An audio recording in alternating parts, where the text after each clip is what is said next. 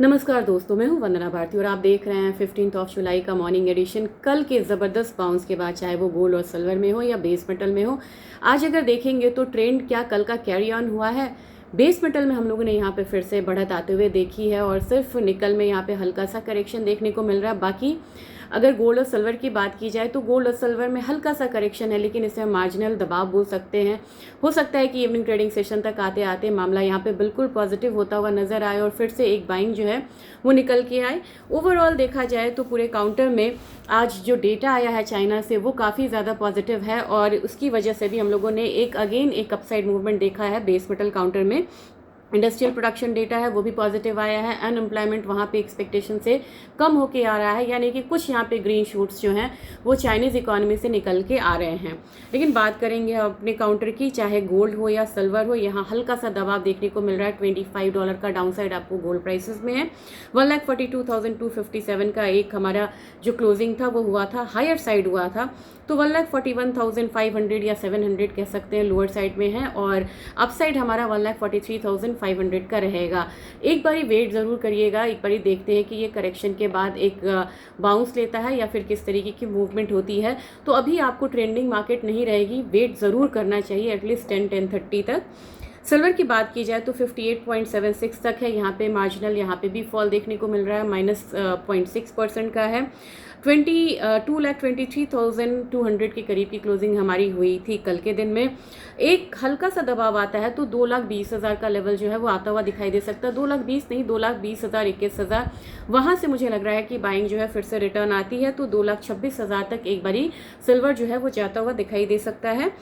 अब बात करेंगे क्रूड ऑयल की, क्योंकि क्रूड ऑयल की बात की जाए तो ईरान ने यहाँ पे कहा है जो हमारा मेमोरेंडम ऑफ अंडरस्टैंडिंग हम उसे पूरी तरीके से ब्रेक करते हैं और यहाँ पे जो टेंशन है वो इंटेंसिफाई होती हुई दिख रही है। तो क्रूड का $80 से ऊपर टिकना ये एक अच्छा इंडिकेशन नहीं है मार्केट के लिए, खास करके इक्विटी मार्केट के लिए भी।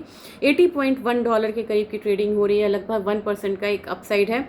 75.84 का जो एक क्लोजिंग था वो M6 में हुआ था।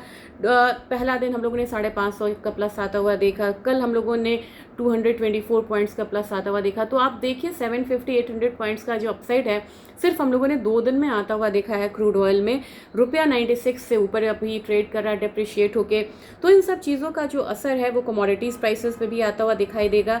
अब आप कहेंगे कि नेक्स्ट क्या रहेगा लेवल क्रूड ऑयल में। क्रूड ऑयल में आपको फिलहाल शॉर्ट नहीं जाना चाहिए, लेकिन लॉन्ग में भी आपको पोजीशन को कैरी फॉरवर्ड नहीं करना चाहिए। आप बोलेंगे मैं दोनों बात क्यों बोल रही हूँ, क्योंकि एक कोई स्टेटमेंट बीच में आ जाता है ना, आप देखिएगा $85-90 के करीब क्रूड जाएगा ना तो ट्रम्प जो है वो शांति की बात फिर से करने लगेंगे कि हमारा नेगोशिएशन फिर से स्टार्ट हो गया और वहीं पे मार्केट जो है वो क्रैश होती है। तो $80 के हिसाब से मुझे लग रहा है कि 7800 के करीब का एक मान के चलिए M6 में आ सकता है और $85 जो है वो नाइमेक्स में आपको आता हुआ दिखाई देगा, जबकि सपोर्ट आपको 7200 है और यहाँ पे सपोर्ट जो है वो $75 के करीब बनता हुआ दिखाई दे रहा है। नेचुरल गैस धीरे धीरे यहाँ पे एक सपोर्ट लेता हुआ दिख रहा है, $2.9 के करीब है। बड़े छोटे स्टेप्स के साथ ये कमोडिटी ट्रेड होती है तो आपको पता ही है। अब यहाँ पे जो अपसाइड है 0.5% का है, 279 की क्लोजिंग हमारी हुई थी, 285-287 जोन जा सकता है ये। बेस मेटल काउंटर में बात करेंगे तो एल्यूमिनियम 343.65 के करीब की ट्रेडिंग है, थोड़ा सा अपसाइड होगा तो अगेन 346 को चेस करेगा। जिंक में 376.8 की क्लोजिंग थी, ये यहाँ पे एक बारी 380 तक जाता हुआ दिखाई दे सकता है, जो इसका प्रीवियस अभी हाई लगा था उस हाई के करीब जाता हुआ दिखाई दे सकता है। जबकि कॉपर की बात करें 1319 के करीब की क्लोजिंग हुई थी, काफ़ी अपसाइड की क्लोजिंग हुई थी और एक दिन में हम लोगों ने 15-16 पॉइंट्स का अपसाइड देखा था। तो मुझे लग रहा है कि 1325 का लेवल एक बार आता हुआ दिखाई दे सकता है। जबकि निकल में अगर वीकनेस आता है तो इनिशियली 1600 से 1590 का लेवल आता हुआ दिखाई देगा, फिर वहाँ से बाइंग जो है वो रिटर्न आएगी। हमेशा मैं बोलती हूँ, इस पर मैं चर्चा करूँगी थोड़ा डिटेल में, कि अगर आपको बेस मेटल में अगर कोई बड़ी मूवमेंट या चांदी की बड़ी मूवमेंट अगर आनी है तो वो तब आती है जब कोई सब्स्टिट्यूट निकल के आता है। अभी चाइना के एक कंपनी है लॉन्गी, उन्होंने सिल्वर की जगह कॉपर को रख के अभी फोटोवोल्टाइक जो सोलर प्लेट्स है उसको बनाने की कोशिश करी है। देखेंगे कि ये किस तरीके से कितना सक्सेसफुल होता है और इसके डिटेल में जाने की कोशिश करेंगे। अगर ऐसा हुआ तो सिल्वर में हल्का सा दबाव रहेगा और कॉपर में जो अपसाइड है वो बढ़ता जाएगा। फाइनली एक मेटल से दूसरे मेटल जो है डिमांड जो है वो शिफ्ट होती हुई नजर आएगी, क्योंकि चाइना है तो एग्रेसिव प्रोडक्शन के लिए जाना जाता है।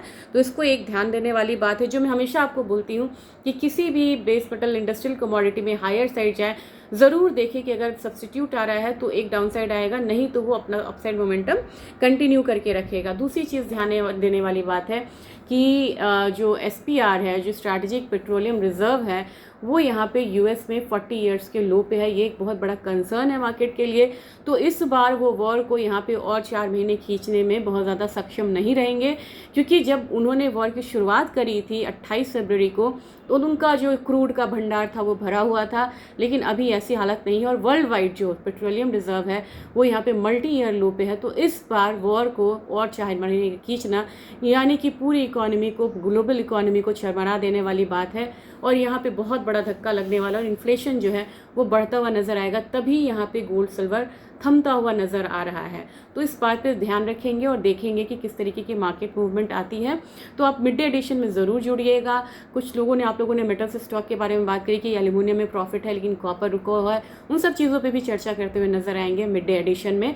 तो ऐसे न्यूज़ और स्ट्रैटेजीज़ के लिए आप जुड़े रहिए हमारे चैनल से। हमारा टेलीग्राम चैनल भी है, फ्री लिंक है डिस्क्रिप्शन में, उसको जाके क्लिक करेंगे तो आप ज्वाइन कर सकते हैं। Thank you.